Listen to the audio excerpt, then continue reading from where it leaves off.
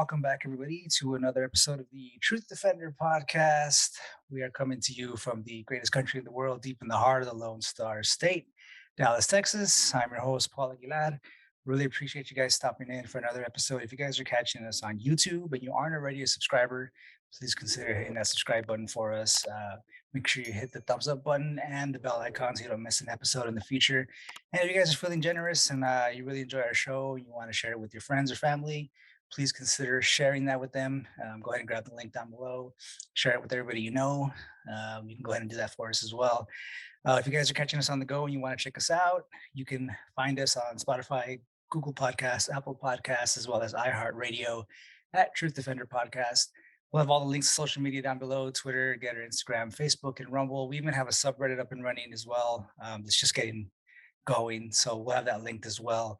If you guys have any questions or comments for myself, for our guest or topic recommendations, you can shoot us an email at thetruthDefender1776 at gmail.com. Back once again is our favorite guest, Mr. Preston Dennett, MUFON investigator, ghost hunter, paranormal researcher, and author of 13 books and more than 100 articles. If you guys want a link to all that, we'll have that down below as well. We'll have the website linked as well. If you check out the autobiography, you can take a look at all the books that he's written, all the articles as well, all the awards. It's quite an extensive list. I was sitting here reading through it right before we started, and there's a lot of information there as well. Mr. Dennett, how you doing, sir? Doing great. Doing very good. How are you? Not too bad. We're getting up and rolling this year. I hope you had a great Christmas and a happy New Year as well.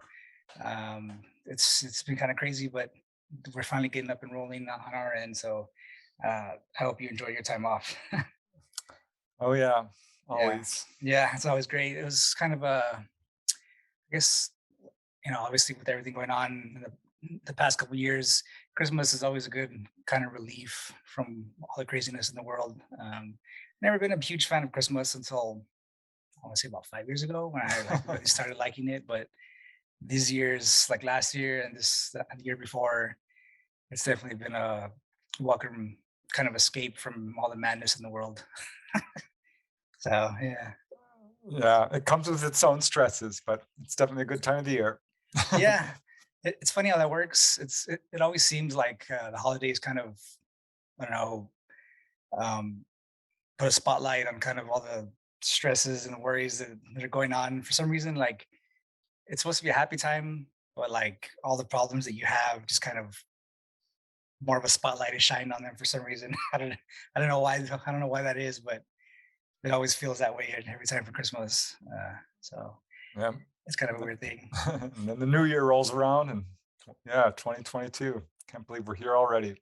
Yeah, it's kind of a crazy uh, thing to think about it, but hopefully this year is will go a little better for us than the last few. But we need some kind of an escape from all the madness. But yeah, so I wanted to have you back on here because I heard your interview a while back that you did with on Coast to Coast when you were actually talking about out of body experiences, and I had always thought about so there's only like one time that I've ever thought that I might have had some kind of experience like that. And I'm not sure if it was or not, but we'll kind of get to that later when I tell my side of the story. But can you kind of explain what out of body experiences are and how you came about looking into it and actually writing a book about it? Yeah. Yeah. Out of body experiences. Who would have thunk? Not in a million years would I have thought that this was even true. Right. 'Cause I was pretty much, I guess I would describe myself as a materialist, really. I mean, if it's got to be physically real for me to believe it. Right. And, of course, I've heard of out of body experiences, which is basically when people perceive themselves as being separate from their body in perhaps a dream body, it's called, the astral body. It's got goes by different names, the occult body, the desire body, and so forth.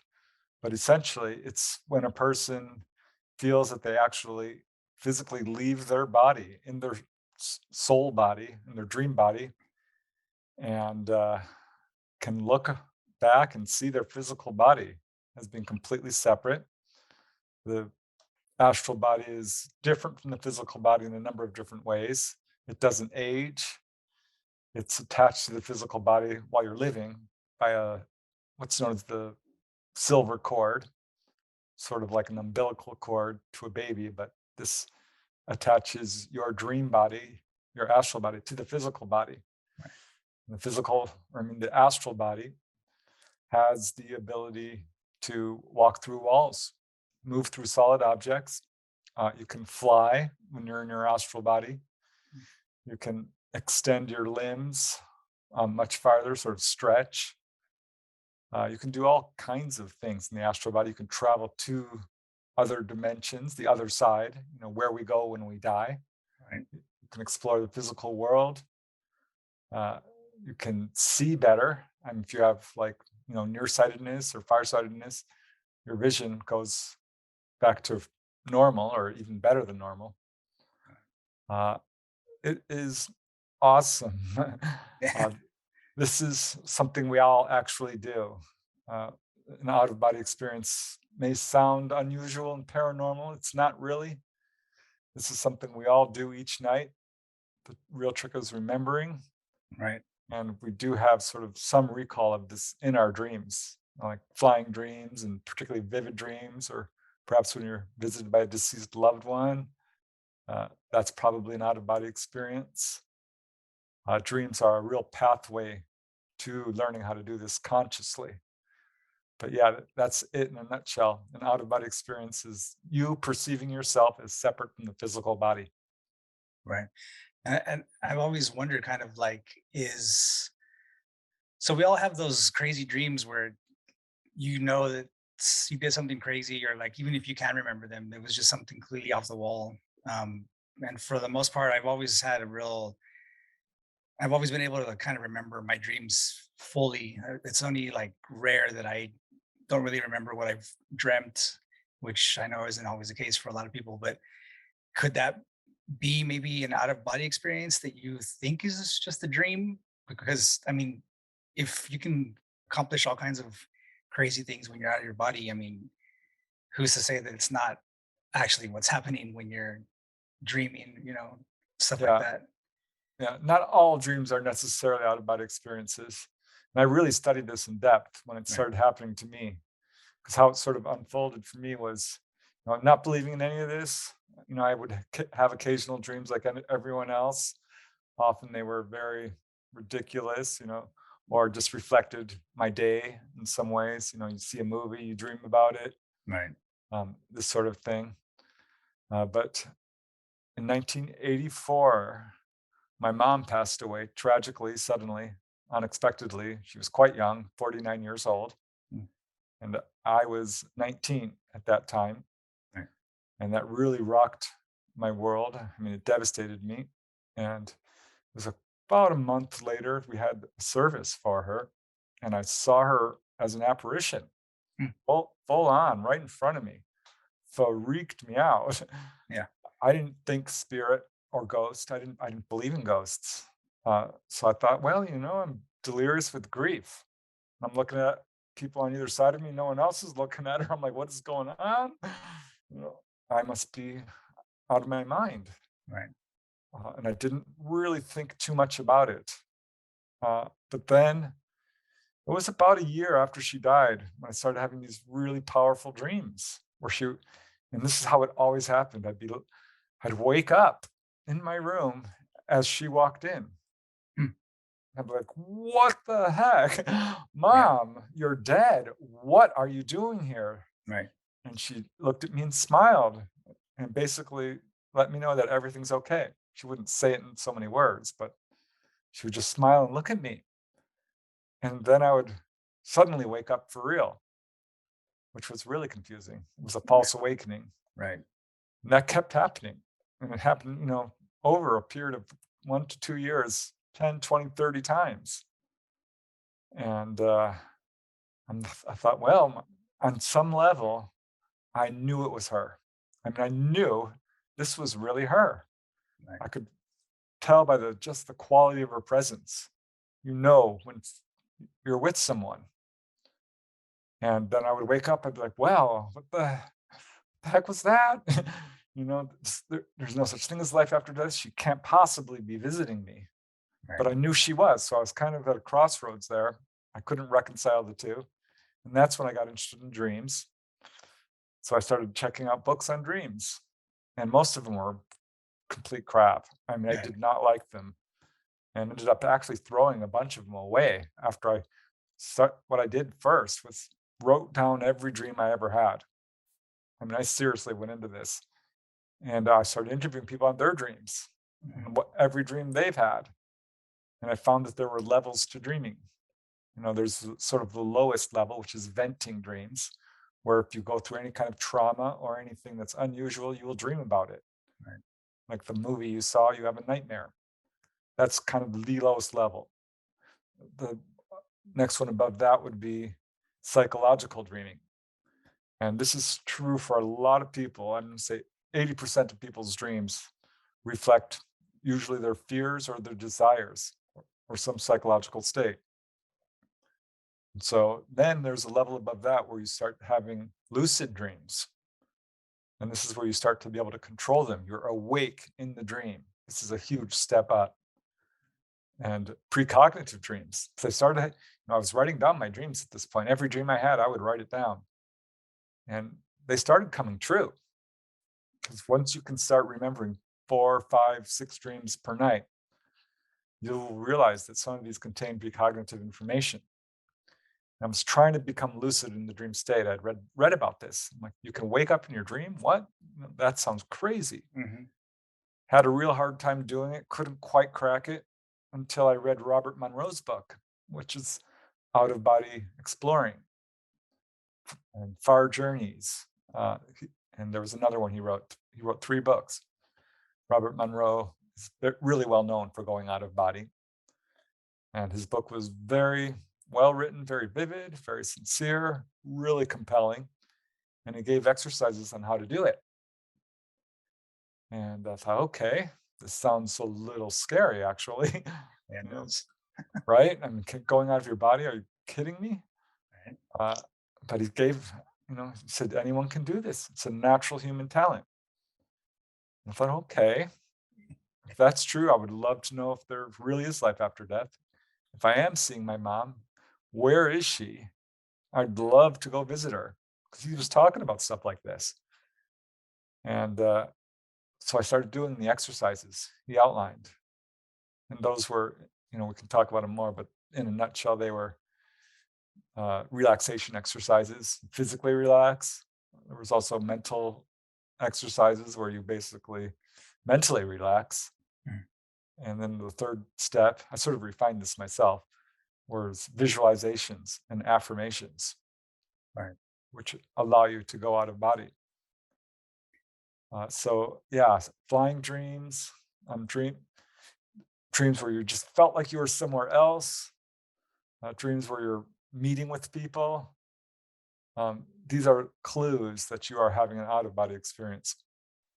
You mentioned, like, would deja vu kind of have something to do with that, like loosely related? Because I mean, you have the same feeling of like you've been here before, like I've seen this, or I know what's going to happen next. I've always had that kind of level of kind of knowing what's going to happen, and it's usually only when it's something bad is about to happen. I'll kind of remember what's going to happen before it actually does happen in a way to where I can kind of, I guess, take myself out of that environment to where something bad might happen to myself or somebody that I know, um, and that would just be because I kind of have like a deja vu moment right before it happens. It's never anything good, which sucks, but it's always like if there's something that's about to happen that's bad, like I remember like, oh, something's about to happen in this instance. I remember this and this, and I remember that person right there, and I'll take myself out of that moment to where nothing bad happens. Would that kind of be loosely related as well? Yeah, yeah, Yeah. absolutely. Deja vu is something that, I mean, there's a couple of reasons for deja vu can also relate to a past life. So you go to an area and you're like, wow, this looks familiar. Right. So that can be that, but often it is a precognitive dream. Because when you have precognitive dreams, you are basically going out of body and seeing events that are about to occur. Because on the other side, time does not flow like it does here. Right. Sequential time is a product of the physical plane. We experience events in order, and that's not how it really is on the other side. It's much more, God, it's hard to explain. It's as if the present moment is much larger and you have access to the past and the future. I mean, you can sense it, you can see it. Right. And it is especially precognition, deja vu, precognitive dreams will often focus on bad events or any event that is absolutely unusual or not part of your normal life. But often it does focus on events that are sort of traumatic or bad. I think to prepare people, honestly, I think it's a sort of a survival instinct type device or Right.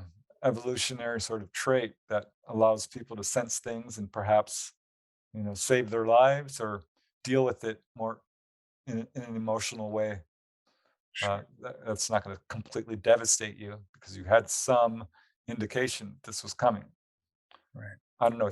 It's weird. It's definitely related to all of this because when I started having out of body, I'd never had any dreams which came true. I had one premonition as a kid, which was really powerful, but never really anything at all. But once I started going out of body, I would have that a lot. Mm. And it became really apparent to me that these two were connected. And that's true in the research of, not only Robert Monroe, but all the books on this, which I bought. You can bet I started buying those books because that first OBE, I could not believe it. Right. I mean, all it takes is one real experience of going out of body, and you are done. You're cooked. This is real. And I'll never forget it. I was doing these exercises that Robert Monroe outlined in his books. And immediately, like that week, I started having a lot more dream recall, a lot more vivid dreams, really crazy pre-lucid dreams with false awakenings. I'll Mm. give one quick example. Um, I woke up one day and I'd fallen asleep on the kitchen floor with my head stuck under the cabinet. Mm. And I pulled myself to a standing position. I was really dizzy, had vertigo. I thought to myself, how the heck did I fall asleep on the kitchen floor? This could not possibly happen. I must have been really tired. How did this happen? And I stumbled into my bedroom and climbed into bed and immediately woke up and realized, oh, that was a dream. It was not quite a lucid dream. It was not quite an out of body experience, but it was. I just didn't have full consciousness of it. And that the first one actually happened in the middle of the day, and I had gone into my room. I was kind of depressed. This was a hard time for me, with my mom passing away and the whole world, just being rocked around me. This is when I found out UFOs were real. Mm. So I was having a huge adjustment Right. in my thinking, and I was just kind of depressed. Yeah. And so I went into my bedroom to lay down on my stomach, and I immediately felt this wave of pressure pushing me down into the mattress. And then my body started vibrating. Now, Robert Monroe talks about this. He says, you'll feel a mild electric shock. This is called the vibratory state. And it's really good news. It means you're ready to go.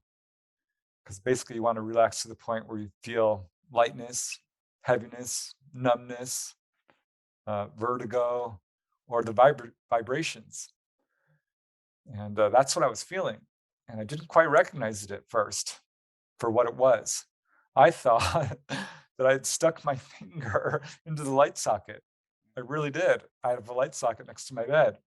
And I thought, well, I must have stuck my finger into there. And now I'm getting electrocuted. And this is bad because it was felt really strong. Right. And my whole body was, pulsating, and vibrating and shaking. And then pop, I popped out of my body with an audible popping sound. and I whooshed right across through the room, out my bedroom door, across the hallway, and into the bathroom. And I grabbed the counter and I looked up in the mirror and there was nobody there. And I knew exactly what was happening at this point. And I said, I'm doing it. I am doing it. I'm doing it. I'm doing it. I'm doing it. I'm doing it. I'm doing it. And I got so excited. I was so happy. And that any strong emotion will pull you back. And that's exactly what happened. I got pulled back out of the bathroom, across the hallway, into my room. And I'm floating, sideways above the ground, sideways, or, Mm. parallel. And I'm looking at my room and I'm having trouble focusing because the vision is different when you're out of body. You learn how to see. And in the beginning, I was having trouble focusing. There was someone there. There was a short person standing next to my bed. And that alarmed me, or not so much alarmed, but I was curious. I'm trying to look at him. I'm like, who the heck is that? And I floated directly over my body and they got plunked right back in. I'm assuming that person was a spirit guide. Right. Uh, and I oh, it's a weird feeling when you go back in your body. It's kind of hard to describe, but it's like water filling up a glass or something. I mean, you can actually feel it. It's like sliding into a suit of armor, Oh, okay. and you wiggle around, and boom, you're in. And I woke up, and I like, wow, oh my God, this is real. You can go out of body, and I'm like, that's it. I'm meditating every night. I'm gonna do meditate for an hour every night, and, and do that again. And I did. It was the same exact thing the second time. Third time, it was different.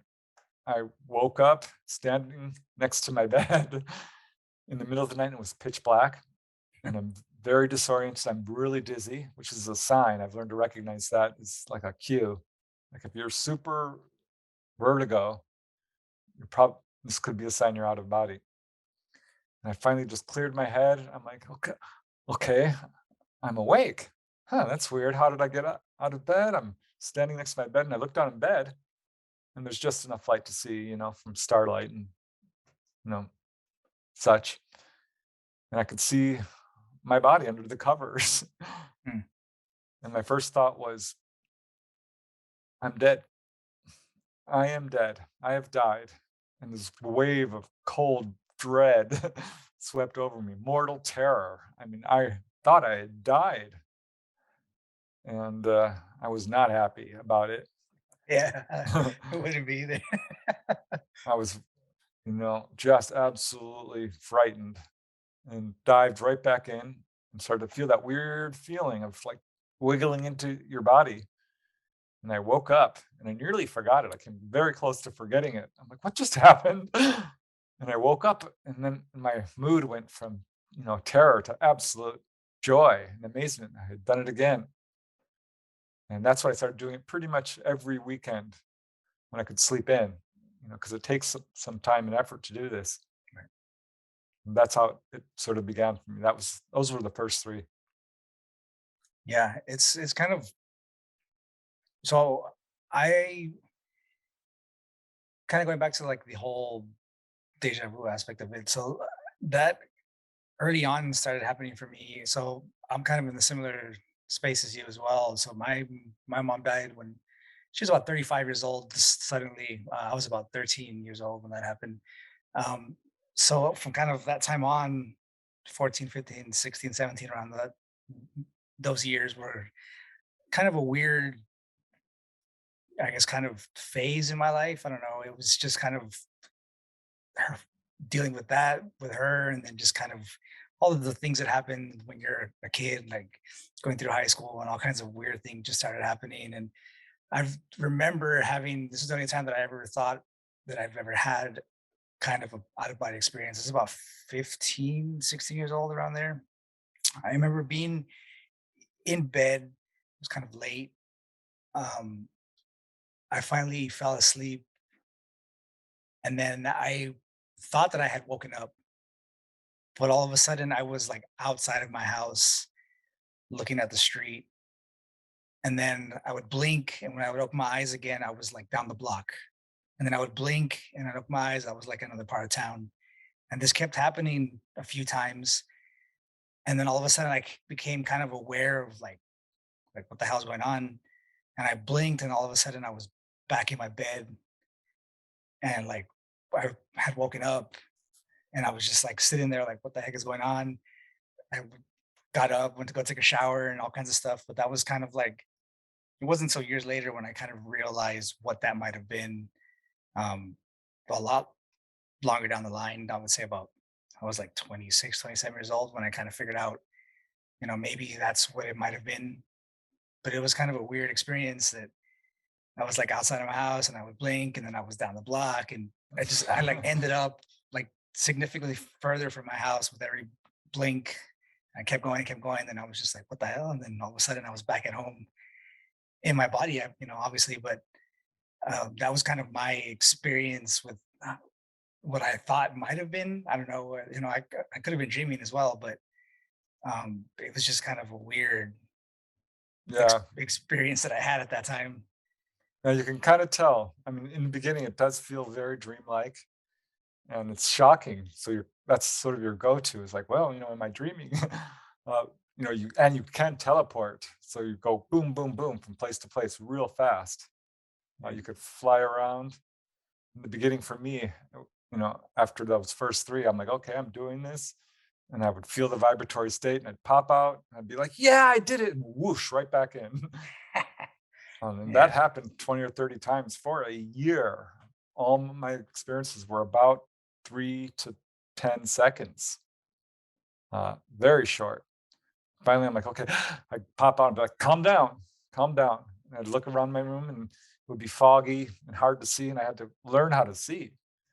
And I'm like, I can't move. I'm stuck in the middle of the room. I'm flapping my arms. I'm like, Mhm. what's going on? And I learned willpower will push you across the room wherever you want to go. Right. So after a year, I'm like, okay, I could extend it to a minute. And I would walk through the wall, fly through the ceiling and the roof, or walk through the door and run around in the living room.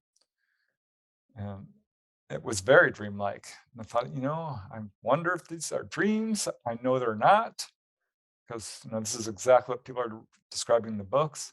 Once I ran out in the living room and there was my mom. Like, oh my God, mom. And we hugged. And it was all very quick. And I get very emotional and pulled right back in. And that happened a few times. And just bit by bit. And finally, I'm like, I try to move objects. I couldn't do it. I try to, appear in front of people. They never saw me. It's like being a ghost. Sometimes you could, do this in the morning when people are awake. Right. And remember one time, like, okay, I need to find out if I'm dreaming or not. I need to find a way to prove this to myself. I can't prove it to anyone else. They think I'm going nuts. My family was like, poor Preston, he's off the deep end. He believes in UFOs, and now he thinks he's going out of his body. I'm like, no, I really am. I really am. Like, shut up. Stop talking about this. I'm like, no, I'm going out of my body. I am. Yeah. Uh, they didn't, weren't happy about it. I was thrilled. I'm like, you guys got to try this. You guys are crazy. You would drop everything if you knew how fun this was. And so finally, one day I'm flying around. I'm like, okay, I've got a really good grip on my awareness. And I'm flying, by this time I had moved out of my dad's house to a condo in Canoga Park. I was like 24 years old or so, around there. I could look it up. But at any rate, I'm flying around the neighborhood, and I'm flying pretty far from my house. And I came to a place where I hadn't been before, which was, the LA River there under this bridge.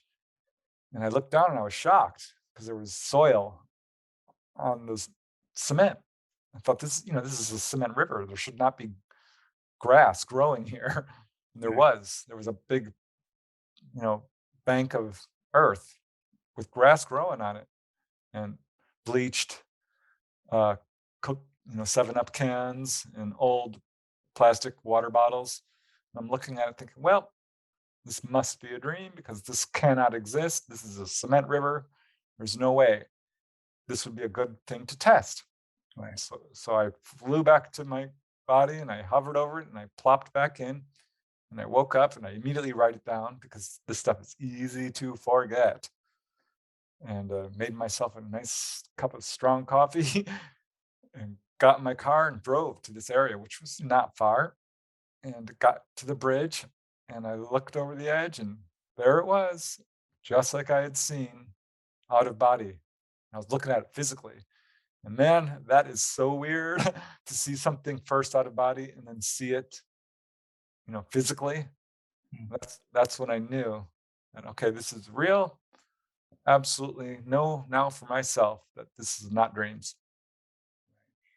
So I think I've kind of been on the verge of having this happen to me unwillingly, and like several times. There was about, I don't know, I want to say a handful of nights. No, I want to say about 2 weeks straight. I think it was about last year, sometime in like July or something. So I'd go to sleep and I'd be asleep and I would wake up, but I wouldn't, like, my body wouldn't be awake. I'd be awake like in my head somehow, and I'd realize that my body was still asleep, obviously, because I couldn't see anything. But like consciously, I was awake, and I knew that I was laying in my bed. And for a while, I would just kind of sit there and relax, and I would kind of, I don't know, I'm assuming I was slipping out of my body somehow, or at the time, I would think I'm slipping back to sleep, but I would fight it. I would fight myself thinking that I'm going to go back to sleep. Maybe I'm going to die or something. That was just like in my head. So this would be happening. I can feel myself slipping away somehow. And I would fight the urge any way that I could. I would, I would like wiggle my fingers or my toes, anything to just get the paralysis out of my body to where I'd wake up. Because obviously I couldn't move. When you're asleep, you can't move. But I would fight it. Like I'd be slipping away somehow and I would know it in my head. And in my head, I'd be thinking to myself, don't let yourself go because you're going to die.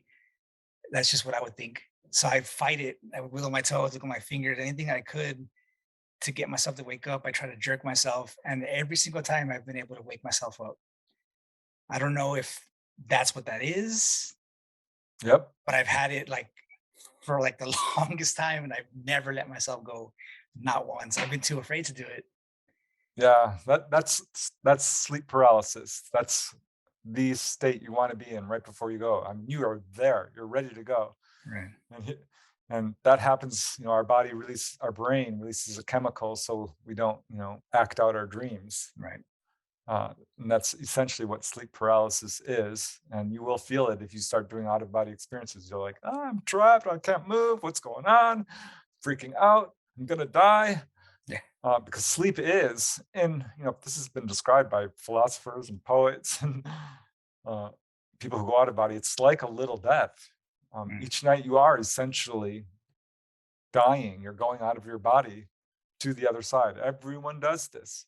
And here's the problem. Uh, when you go out of body, it's called the desire body for a reason, because this is your emotions sort of come from the other side, from your true self. And there's a little bit deadened here when you're in your physical body. I'm not sure if that's the best way to put it, but this is what occultists or people who are like all into this call the astral body the desire body, because it's also, or the emotional body. And when you pop out of body, you'll know why, because anything that you've repressed will come out in full flung force. Right. So there's a huge fear barrier for a lot of people. It's really scary in the beginning. I mean, it is pure dread, nightmare, like, very scary. Or excitement. For me, the fear just came once. Following that, I had so much excitement. I couldn't handle it. I could not deal with it. And I had to deal with anger too. I would get really angry.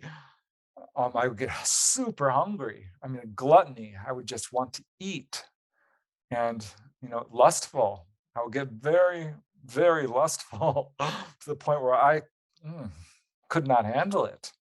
And this is written about quite a bit in pretty much every book on this. Of people who've gotten good at it talk about having to go through this, and your thoughts rule when you're out of body. If you think it, it might appear right in front of you, or you can create it. If you think a thought, a place, you'll go there.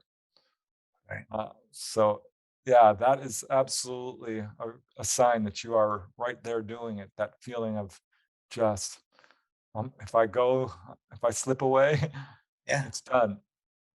You That's know, exactly what I feel like every time I just like, I'm conscious of that I'm awake, like inside my head and it's just I've even let myself try to get to the edge a few times. I'm just like, well, maybe if I just let myself go, I'll go back to sleep. Maybe that's what it is. And I've had times where I've just let myself go and I can just feel myself slipping and slipping, and then I just stop it at the last second. Nope. Like to do everything I can to wake myself up. Like I said, start yeah. Well, wiggling you're my doing the, fingers.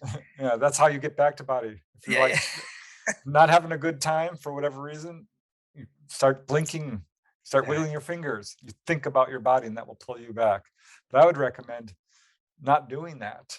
I would recommend visualizing yourself running, or visualize yourself say, you know, create an intention, have a plan. Because this often what happens is people will pop out of body and they're like, oh my God, I did it. And they slip right back into a dream. You Mm, get pulled right. But if you're like, okay, I'm out of body, I want to go see the other side. I want to meet my mom. That will happen. You'll get pulled right over to it. Or like, I want to learn about a past life. I want to meet my spirit guides. I want to go to a healing temple. I want to meet an enlightened master. Anything you want to do, you can do. And if you have a plan, like I want to go to Paris, want to fly to the moon, all of this stuff is absolutely possible. You can do this. And if you're a beginner and you're really trying to do this, one thing I do recommend is picking a deceased loved one, because they will come for you. They will grab your hand and say, let's go. yeah. That was my whole purpose for doing this. I really wanted to see if there was life after death, and I eventually did it. Because I call out, Mom, where are you? Mom, Mom, Mom, Mom. I'm running around the house. Mom, Mom, Mom, Mom, Mom. And she wouldn't come. Finally, I figured out, how to do it more effectively. But one day she did appear. Boom, right in front of me. Young, young, young, young. Yeah. Oh, she was gorgeous, like my age. And I was losing my hair already at, age 25, 26, 27. All my hair would come back and I'd look good. And Yeah. she took me by the hand and off we went to the other side. And it was the most unbelievable experience of my life. I will never forget it. The other side is so beautiful. Right. I mean, it is a garden of unbelievable beauty. With that, so I guess I'm assuming that, out of body experiences would be the same thing that, say like the military uses when they do like astral projection. Is that like the exact same thing, when they use it for whatever they use it for, but is that kind of the same thing? Are we talking about the same thing? Yeah, astral projection, yes. There's remote viewing, There we go, remote viewing as well, yeah. which is essential. Well, it's not quite the same thing. It may, in fact, be a little easier, I think. In some ways, not, but it's the same mechanism, so to speak. With astral travel, you are actually taking uh, a part of yourself. It feels like we're astral traveling, we're leaving, but in fact, it's not so much like that. We have a physical body, an etheric body, an astral body. We have different vibrations going higher and higher. And what you're actually doing is you're sort of transferring your consciousness to that other dimension, to that aspect of yourself. Right. And with remote viewing, you are basically projecting your consciousness outwards, not so much leaving your body, but taking a portion of your awareness and gathering impressions, which is very effective. And it is pretty much, in some ways, I mean, it can feel like very much the same thing. You can go to another area and see it. And it's not hard to do. It's a matter of just, again, relaxing and allowing impressions to come, not judging them too much, just like, seeing shapes, colors, textures, and trying not to interpret it too much, because that's where you can run into problems. But once you get good at it, it's absolutely accurate. You can go places and see things, and you can bet for sure governments across the world do have professional remote viewers and psychic spies. I mean, we know this from documents released from various intelligence agencies. But yeah, anyone can do it. Again, this is a natural human talent. Most people will have at least one out of body experience in their life.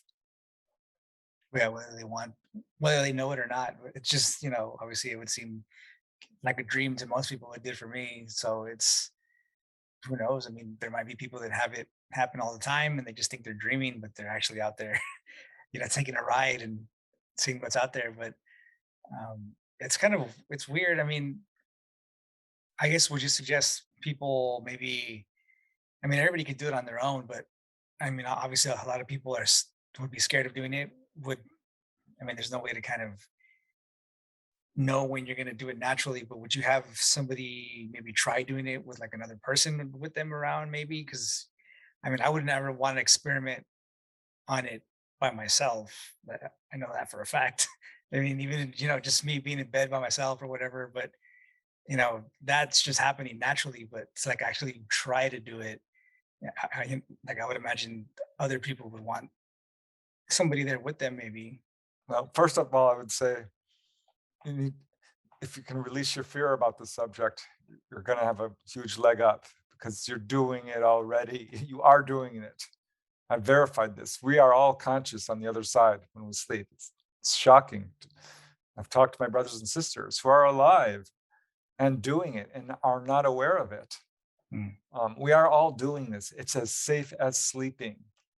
And if you decide to do this consciously, yeah, it's a little freaky at first, but you're not alone. We're never alone.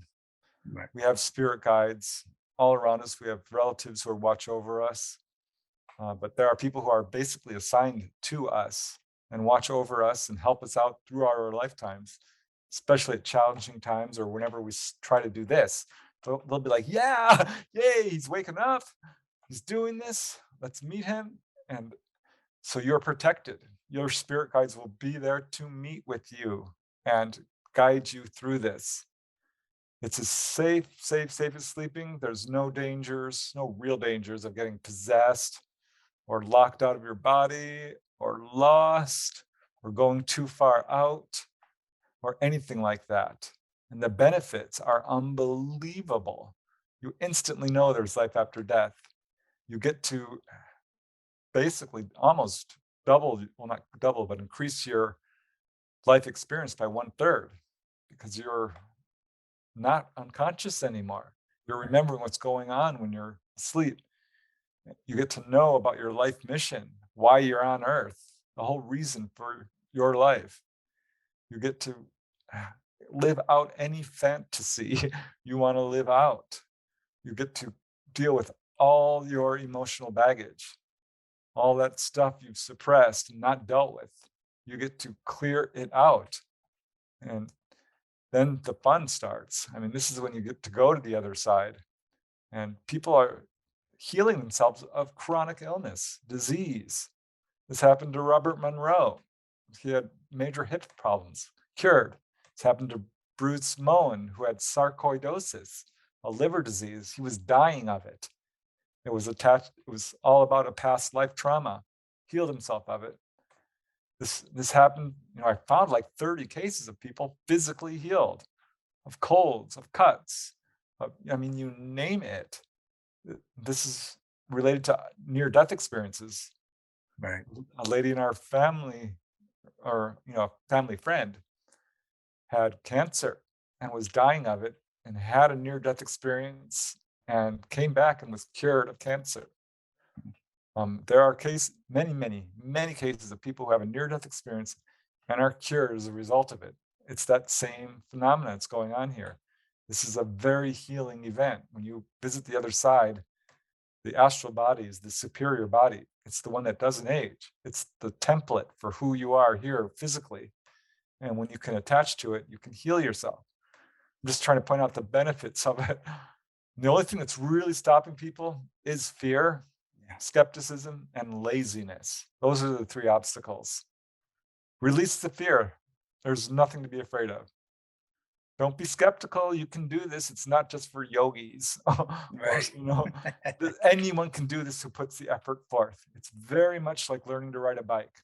Mm, like learning how to play guitar, like learning how to surf, right. learning a new computer program, a new language. It's just a matter of applied knowledge. Very easy to do, and you gotta take the time to do it. Those are the 3 steps. Mm, you know, if you don't take the effort, probably not gonna happen. I mean, it might happen spontaneously, Right. but if you meditate each night, read a couple of books on this, and when you go to bed, read about it. Set the intention. Say, I want to remember what's happening at night. I'd love to have an out-of-body experience. I want to see my mom. I want to, learn about whatever, past lives. This is how you do it. And it's not hard. And the benefits are unbelievable. I can't recommend it enough. I really can't. It's awesome. Yeah. It's funny that you mentioned like near death experiences as well, because we spoke with a gentleman very early on by the name of David Ditchfield, and he is in the UK. He was having like his story was he was having a lot like a very traumatic time in his life, and he actually got run over by a train in I think it was London somewhere. So he got run over by the train, and he was like under the train for a while as it was passing. Everybody thought he was dead. He was in the hospital and all kinds of things. And then when he came back from the other side, um, he was able to all of a sudden he was able to paint like really well. And now he paints like these extremely awesome giant paintings, and he's able to write symphony now. He didn't know how to play any kind of music, much less write it. Now he has a couple of them that he's done, and just all of these like crazy talents that he acquired after that was because of that experience that he had. Because he almost died. His arm was completely gone. They managed to save it, but like he was in the hospital for months and months, and he almost died. Well, he actually did kind of die. He was like in the middle there, but he had a very vivid experience when he was on the other side as well. And when he came back, like I said, he had all these crazy talents, and he's still doing it today. Like he does some amazing paintings and stuff, and it's just it's just crazy. I guess what you bring back with you when you cross over. Obviously he pulled over all those spectacular talents now, but it's just kind of weird what's waiting for you on the other side if you can just dip your toe in there and see what happens. Yeah, you wake up to who you really are. Some people will have a near-death experience because they've gotten off their life path. And so it's set up for them to wake up in a very traumatic way. Right. And an out-of-body experience is the same thing as a near-death experience, except there's no trauma. And with near-death experiences, it's actually more limited. You go through a very set pattern of events involving, leaving your body, a life review, get to go to the other side, see, perhaps Jesus or a religious figure or your deceased loved ones. But there's almost always a border that you can't cross. And they're like, nope, you're going home. You cannot stay here. Whereas with out of body experiences, you get all of that except the border. Yeah, you might confront it, but with enough tenacity, you get to go deep beyond into the higher heavenly realms and stay there for, not forever, obviously. Right. And you have to get good at it before you can stay more than 3 minutes or 5 minutes, extend it up to an hour or two or all night. But at some point, you feel that pull and you get pulled back. And you'd be like, oh, it's great here. I'd love to stay here. But once you start doing it, how short, in effect, life is. And you're like, you're fine with it because at some point you're going to go to the other side and it's going to be just fine. And it gives you sort of the tools you need to deal with this life on earth, which can be really hard. Right. The biggest danger I would say of out of body experiences is it kind of takes over your life a little bit. Mm, You really want to keep doing it, becomes a big focus because it's so much fun and you get a little homesick for the other side. right. But on the other hand, I would highly recommend it for people who are depressed or suicidal or having a hard time figuring out what they want to do with their lives, because it shows you that the life is safe, this universe is safe, and you have unlimited, unbelievable potentials. And it's so cool because it wakes up the psychic stuff in you. you come back and you start having these precognitive dreams, you start having clairvoyance, telepathy, telekinesis, levitation. There's a bunch of OBEers who have levitated. I have not been able to do that yet. That would be awesome. But I know people who have. And yeah, I've had clairvoyance and visions, and it is the coolest thing ever when you'll be like able to predict stuff. It's crazy. I was watching American Idol one day, a show I like. And I'm like, oh, I know what song they're going to sing next. And boom, I knew what every person was going to go up there on stage and sing. It's the craziest thing. And occasionally, I've had the foresight, I guess, to call someone and say, this is going to happen. Because usually it's like, you, for me at least, it happens fairly quickly. I'll know it and then it happens. Or I'll have that dream and it happens that morning. But one time I'm like, had this dream that they were going to dig a woolly mammoth out of the ice cap. I saw them doing it, excavating it. I saw them lifting it up in a helicopter, in a crate. I could see the little horn sticking out. I saw them digging into its stomach and pulling out fresh vegetables, vegetation. I called up my sister-in-law, who's, one of the people I can talk to about this, because I taught her how to do it. I'm like, you can do this too. I taught my other brother how to do it. Some of them didn't want to hear about it, but those, I did teach classes on this. I've taught people how to do this because it's not hard. I told her about this. And it was like 3 weeks later, National Geographic did a special on, unearthing the woolly mammoth. Yeah. She called me up. She's like, did you see it? I'm like, yeah. Did you? So I'm like, that was that. And she's like, yeah, you told me this would happen. I'm like, yeah, I told you, told you, told you, told you. It's that's like the weirder part of it. But we have a question here from casual conversation. She asks, or they asked, is it true that people that have had an NDE, which is near death experience, do not fear death? So I would guess that maybe if you've already seen the other side, you're just less fearful of death, or like the possibility of it happening to you, or not the possibility that it's it's going to happen, but you're just not as fearful having already been exposed to it, I guess. But what do you think?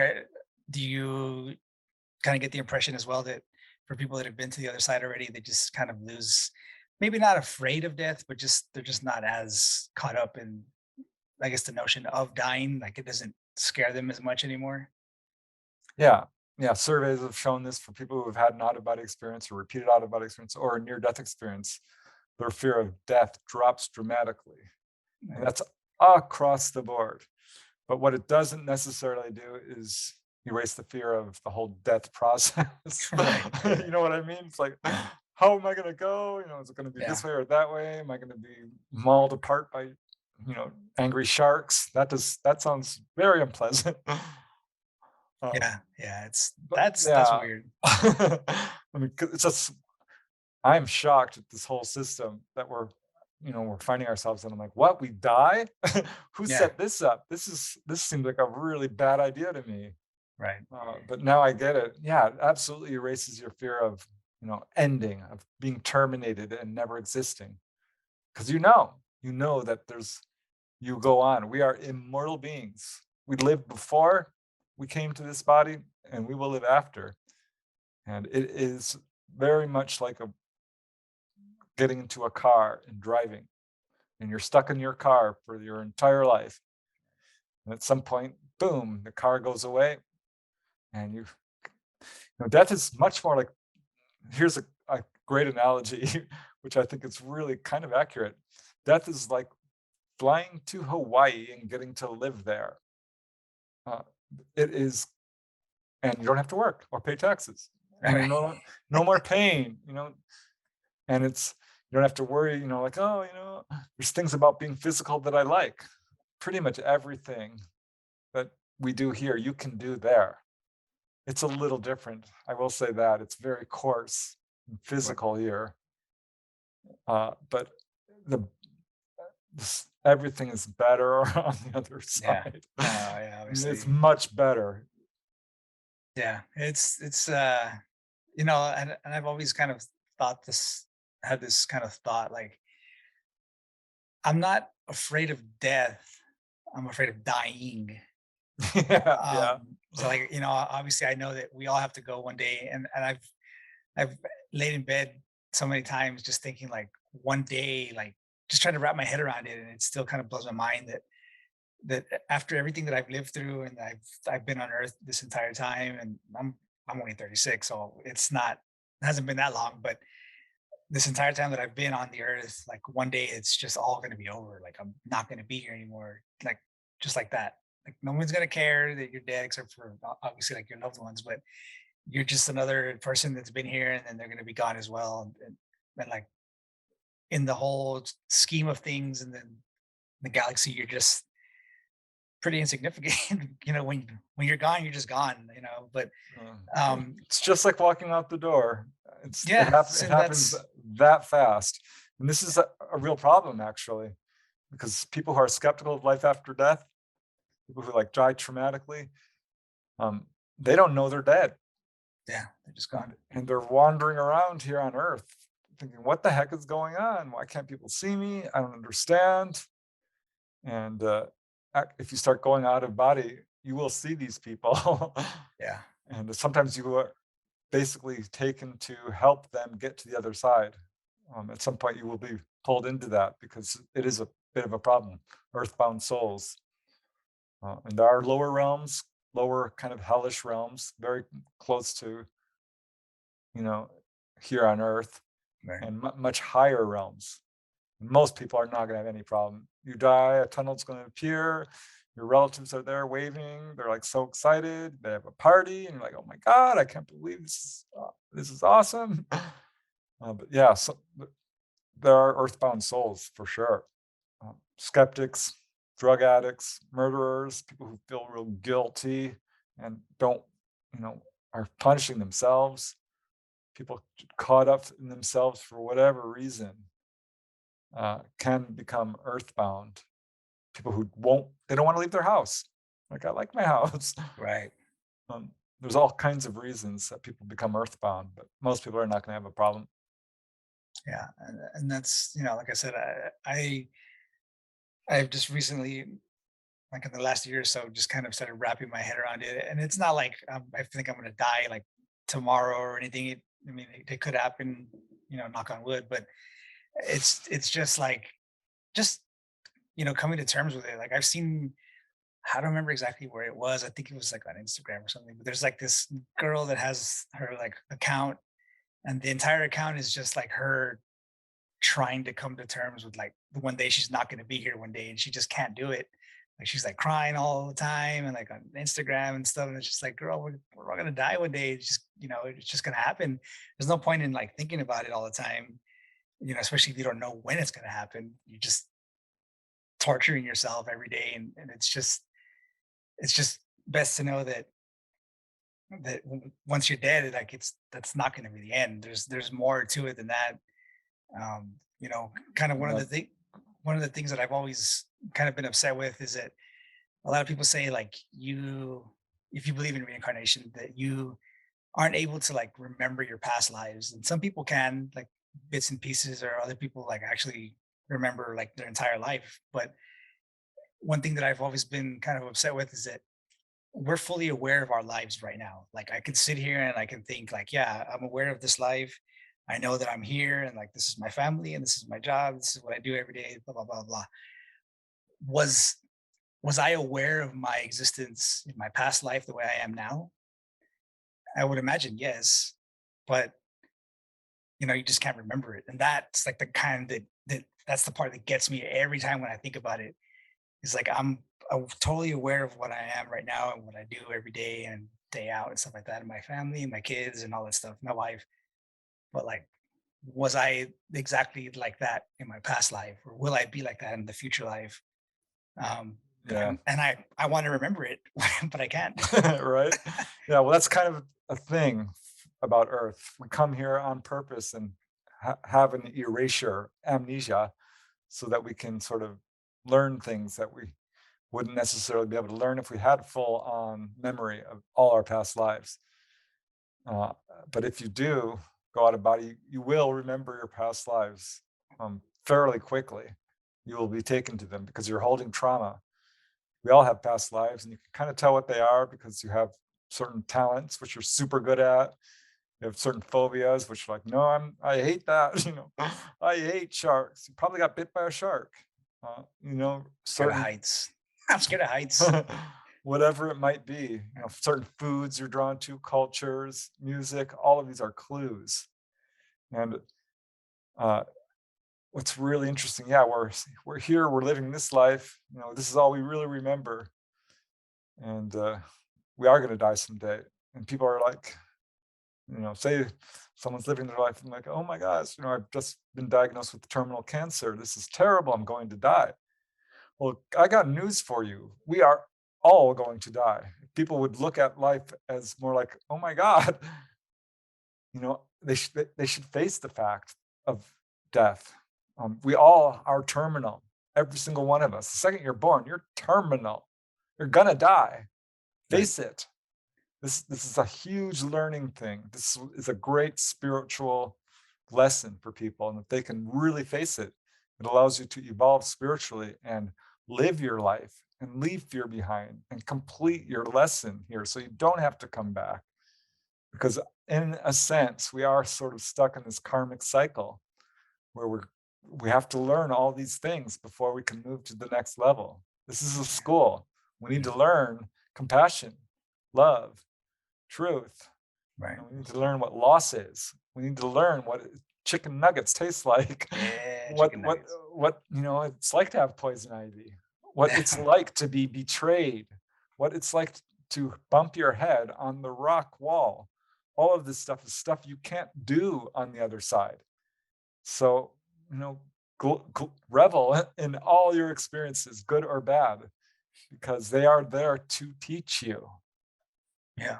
And it's a weird thing. Like I don't like I pray I don't pass anytime soon, or like I don't want to die. I don't wake up saying like, oh, I can't wait to die. But at some level, I kind of am jealous, I guess, of the fact that some people have passed on because just like the nature of this world, and you don't want to kind of be stuck here.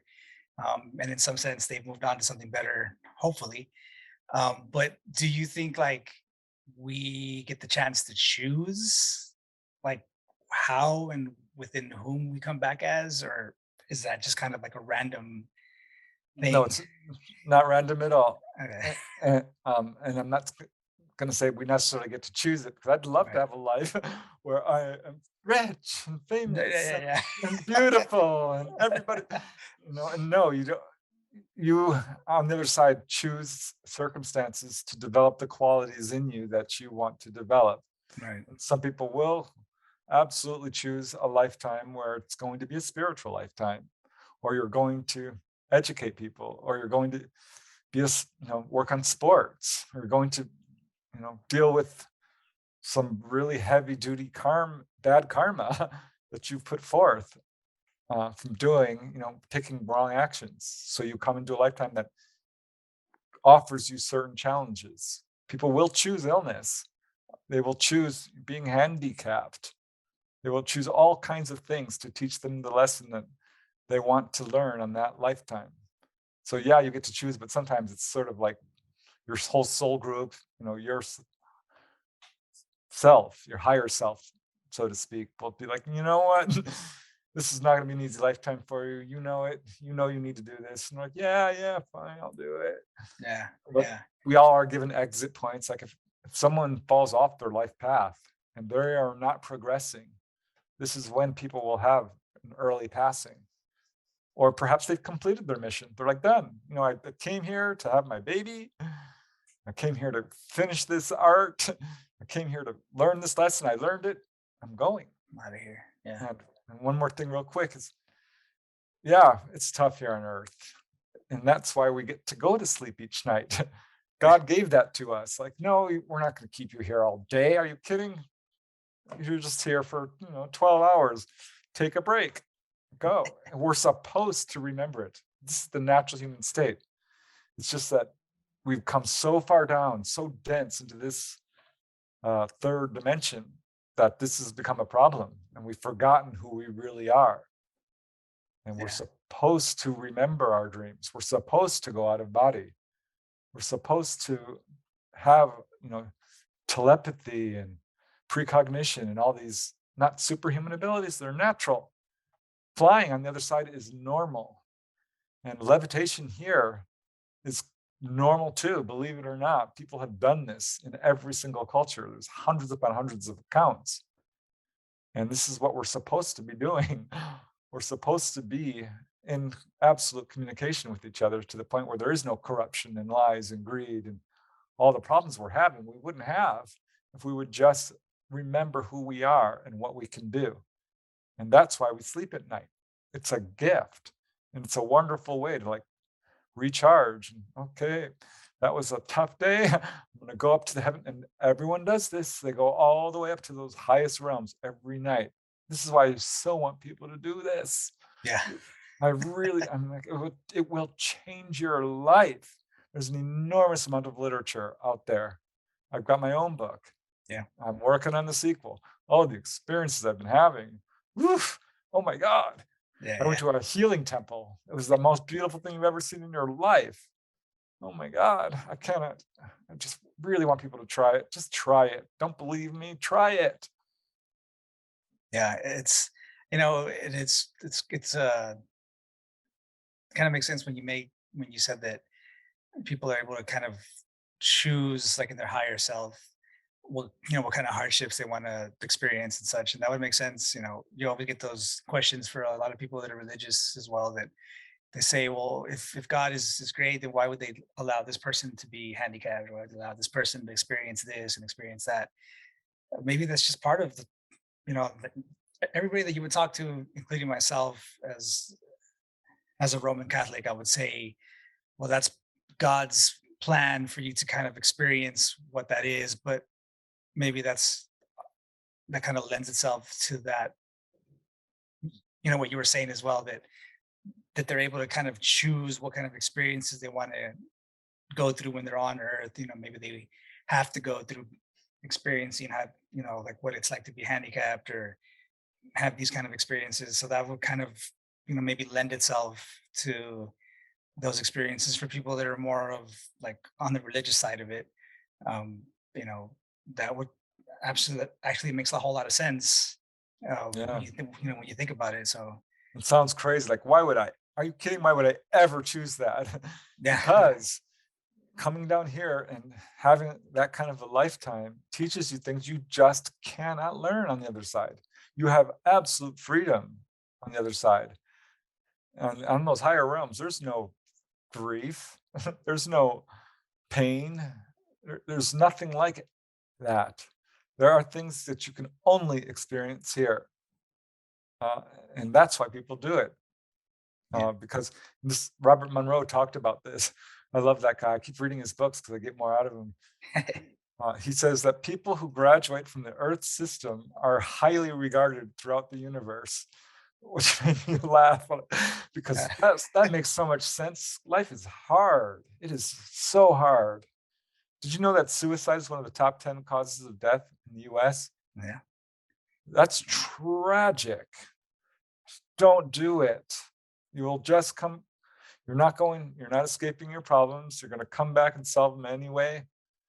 And going out of body is a way to sort of resolve this and let you know that life is short, short, short. This is why people choose difficult lifetimes.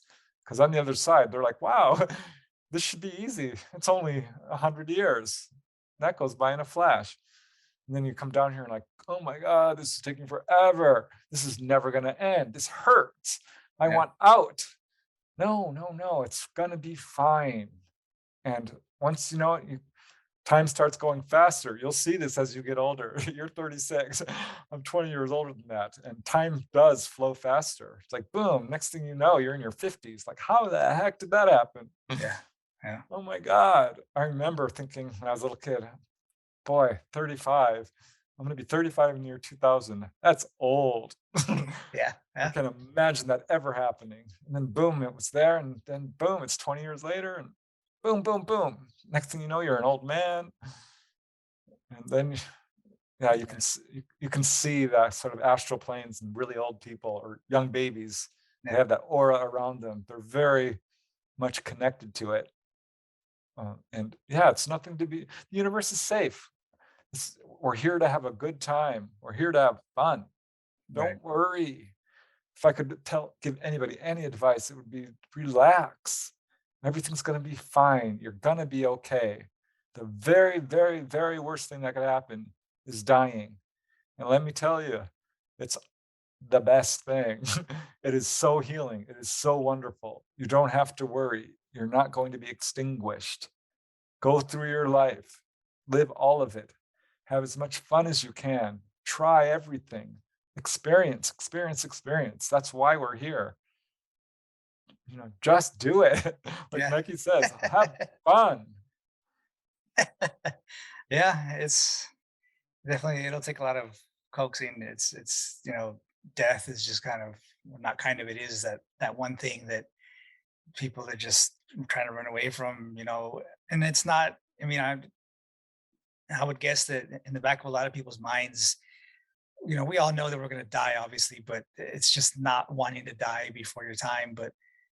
But who's to determine what that time is? And if it's your time, then it's just your time, and there's nothing you can do about it. So, I Yeah, mean, my brother, my brother would always get mad at me. He's like, "Why are you talking about mom's death again? Stop talking about it." I'm like, "But we go out of body." He's like, "Stop talking about that. I don't want to think about death." yeah, Yeah, I get it. People that would rather live in denial, but I think there's a lot of value to facing this, a lot to be learned, and a lot of really good things you can get out of it. yeah, I'm telling you, once you start having dreams that come true, you're gonna love it. When you have flashes of telepathy, it's like, wow, I knew you were going to say that. You can, it's so much fun. The things you can do, waking up to these psychic abilities and being able to see the other side is absolutely worth the price of admission. Flying, that alone, being able to just leap out of your body and fly around the house, is so worth it. You will thank me later. yeah, Do it now. Trust me on this. It is absolutely worth the effort of doing it, of learning how to do this. It's a little scary at first, yeah, but it's so much fun. It's so much fun. yeah. Hopefully, we can all. Hopefully, one day I can let myself just slip away and see what ends up happening. But it's just I'm at that at the very edge, and I just can't like jump over. It just I don't know. I just like freaks me out. But I get it. Yeah. yeah, yeah. I mean, so obviously we're coming down to the end of our time here, but you mentioned you were working on the second part of the book, of the second part of the first book, or how do we say that? But anyways, there's a part two coming. So the first one was out of body exploring, a beginner's approach. So, that's just kind of, I guess, what is that? Kind of showing people how they would go about, trying to get into it, or what was that? Yeah, yeah. A lot of the books on this subject are, kind of gloss over how hard it is to start doing this. And so I sort of took it from the very beginning and showed my own process of how to do it and did a lot of, quoting from other researchers and people who've done this. And yeah, it's a fun, easy read. I think people will really enjoy it. I think it's a great introduction to it. And that led from my out of body experiences from 1986 to about the year 2001, I think. Right. And the second book is, the last 20 years, in which I've gotten a lot better at it and been able to do things that, meet enlightened masters, go to healing temples, you know, travel around Earth and do stuff. I went to Area 51. It was awesome. Go to my house. Completely freaked me out. I'm like, wow, oh my God. I moved into a new house. Right. Yeah, the stuff you can do, rescuing lost souls. Um, and visiting the other side is always just my go-to. It's so much fun. Yeah. Yeah. So we had another question here, real quick before we let you go.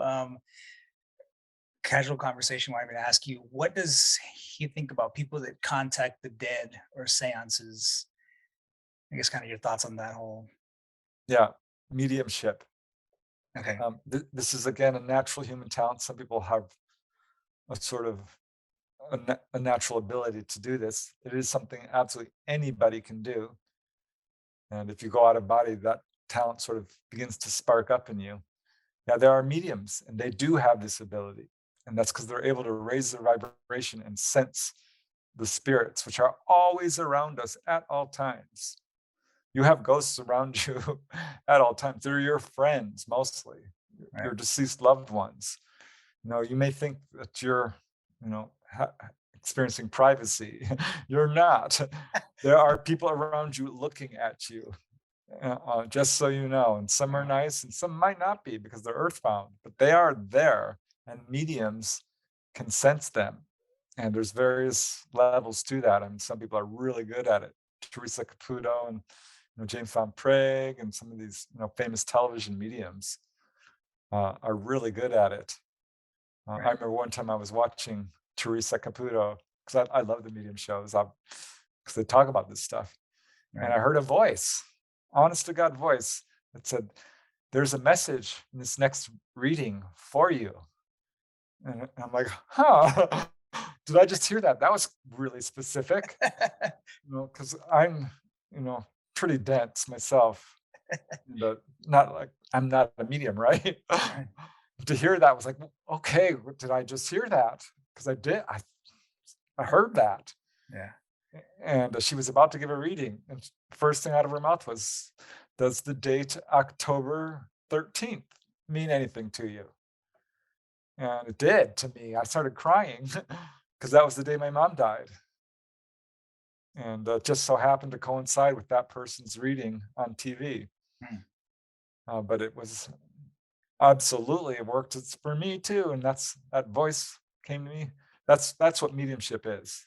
You can talk to spirits, but anyone can do it. Anyone. Right. Yeah. You just gotta let go. Don't be like me and hold yourself back. One day we'll get there though. Yeah, Do it, Paul. Do it, yeah, I know. Paul. I'm gonna have to try it one day. I'm just gonna have to let myself just slip away, just to see how far I Uh, get. there are It's people who can do this while awake, by the way, walking around. That'd be something else. Yeah, that'd Yeah, be some of the what's Padre Pio, okay. that famous saint, he could bilocate. There are people who are so good at it, they can manifest a physical body in another country. He Hmm. never left his place in, I think it was Spain, but he was seen all over the world. There are people who Oh, are so advanced. yeah, yeah. I've done this a few times where I'm lying in bed and I'm not asleep. Whoosh, I'm out, and you can still see your room. You're like, oh my God, what's happening? Yeah. You can do this while you're awake too. That's like well, that's I mean, that's years of like meditation, I'm assuming to get to that kind of level, but I still can't even cross over the barrier, so we'll have to hold all that for some other time. But I got a lot of time, but it's yeah, I mean, it's like those times that I've just been laying there and it's like I can feel it coming. I can just feel it. I'm just like, nope, nope, nope, nope, and I just don't. So hopefully one day we'll get there. But yeah, Yeah. it's Well, just just set the intention. Like next time you feel that, say, like, what would I do if I did this? What would I want to do? Where would I want to go? yeah. We'll have to. I mean, it's kind of a weird. I haven't had it happen in a while. I mean, almost a year. At that time, I can't remember what was going on. It seems to kind of only been spurred on by like maybe like hard times. I guess like I was kind of going through some stuff or whatever, and I've noticed those have been kind of like the times when it would manifest itself. Like I would have those in between dreams, and like I'd be on the border there, and then I just don't do it. But I don't It's know. because they're there to help you. It's for guidance. It's to Yeah. help you. Yeah. Yeah. We'll Try get it. there. Yeah. That's all I would say. Just try. If you don't like it, fine, but give it a try. Right. Right. Yeah. We'll have to pick up the books and maybe get like a game plan going, and we'll have to see how that happens. But yeah. I'm looking forward to it. I'm not saying that I don't want to try it. It's just it's just kind of a little freaky at first, but It is. yeah, Yep. we'll It's get there. very, very freaky, but in a good way. Yeah, yeah, yeah, yeah, yeah.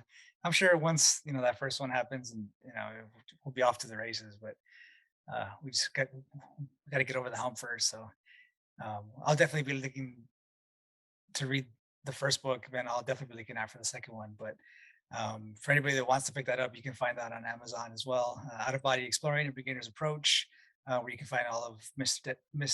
Dennett's other books as well. And you can also find his work and everything on his website that he has up and running right now. Um, and we'll have all that linked down below as well for everybody. That'll be prestondennett.weebly.com. We'll have that linked in the show notes, and you can find all of his work there, books and everything, and you can pick them up for yourself as well. Mr. Dennett, I appreciate your time, sir. I always have a blast when you come on the show, and this was another one. So I appreciate it, and I look forward to the next time. Yeah, me too. Thanks, Paul. I really had a lot of fun. Always do. Absolutely. Yeah, absolutely. We do. Everybody else, I really appreciate you guys stopping in. Like I mentioned before, if you guys are catching us on YouTube and you aren't already a subscriber, please consider hitting that subscribe button. If you like what we do here, please consider sharing it with your friends and family or anybody you know. Go ahead and share that link as well. If you want to catch us on the go, I mentioned Spotify, Google Podcasts, Apple Podcasts, as well as iHeartRadio at Truth Defender Podcast. All of our social media will be linked down below: Instagram, Twitter, Getter, Rumble, all that good stuff. If you guys want to shoot us an email, if you have any guests or topic recommendations, or if you have any questions for our guests as well, shoot us an email at thetruthDefender1776 at gmail.com. Everybody have a great week. We'll be back next week again with another episode. So you guys take care, everybody. Have a great weekend. So everybody stay safe, stay blessed, and most of all, stay frosty, everyone. Perfect.